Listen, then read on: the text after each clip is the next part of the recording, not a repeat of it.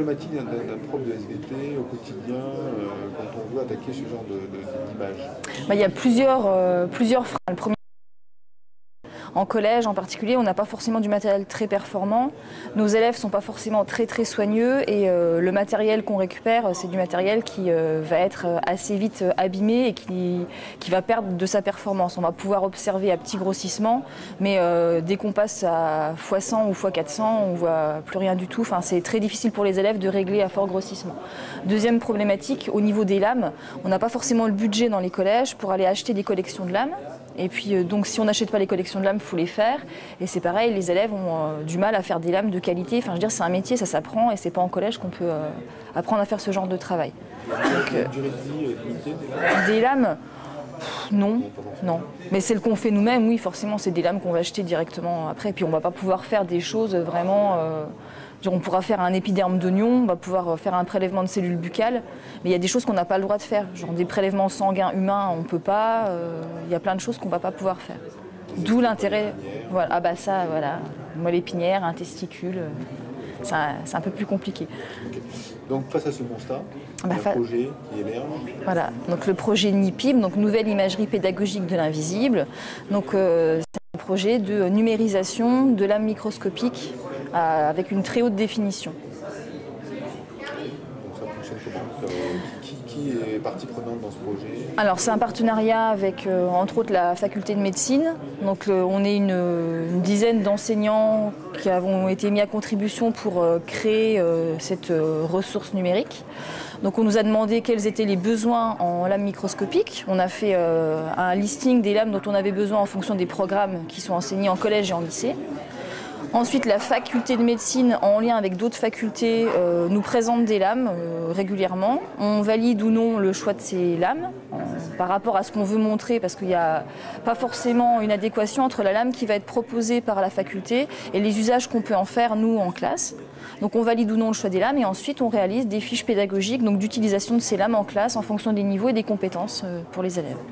Pour les élèves, enfin, les fiches sont faites pour les enseignants? Alors, les fiches sont faites pour les enseignants et avec des choses en plus pour les élèves. Donc les enseignants, c'est quelque chose de clé en main. Ils peuvent récupérer la fiche et directement l'imprimer et donner le travail aux élèves. D'accord. Pour quantifier tout ça, à ce jour, il y a combien de fiches, de lames? Il y a à peu près, je crois, 120 lames et il y a à peu près, je pense... le même nombre de fiches pédagogiques. Donc tout ça, c'est mis dans une ressource qui est disponible comment?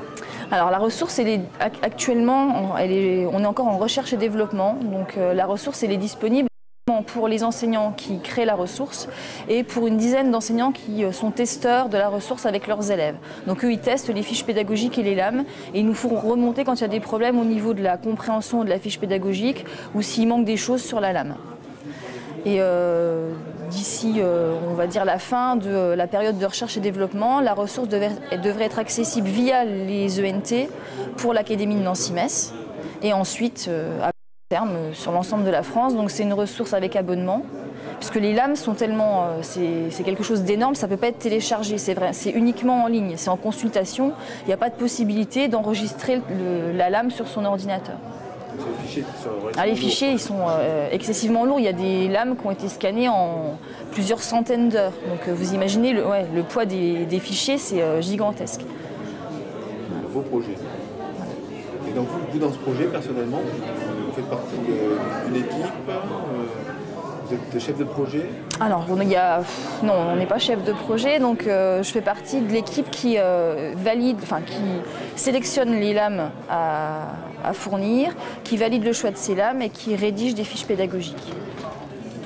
Dans l'idée de ces lames, est-ce que ça peut donner d'autres idées, en SVT ou dans d'autres disciplines par exemple? Alors en fait, le viewer qui nous sert à observer nos lames microscopiques, il a été réutilisé par la société eTop pour créer un viewer pour l'histoire des arts. Donc le même principe, c'est-à-dire qu'on peut rentrer à l'intérieur, nous on rentre à l'intérieur d'une lame. On part du grossissement par exemple à l'échelle de l'organe, comme si je regardais la peau de votre pied à l'œil nu, et ensuite on rentre à l'intérieur et on peut aller jusqu'aux cellules qui composent votre jambe. Donc là, ils ont fait la même chose avec des tableaux, apparemment, ce qu'ils nous ont montré hier. Et donc on part du tableau global et on va rentrer jusqu'à chaque détail avec une qualité d'image qui est accessible nulle part ailleurs. Ce genre de ressource, elle existe. On peut trouver des lames visibles sur Internet, mais il n'y aura jamais cette qualité-là. Nous, on l'a trouvée nulle part ailleurs. C'est la qualité en fait, de la numérisation qui est exceptionnelle. La qualité des lames au départ et la qualité de la numérisation.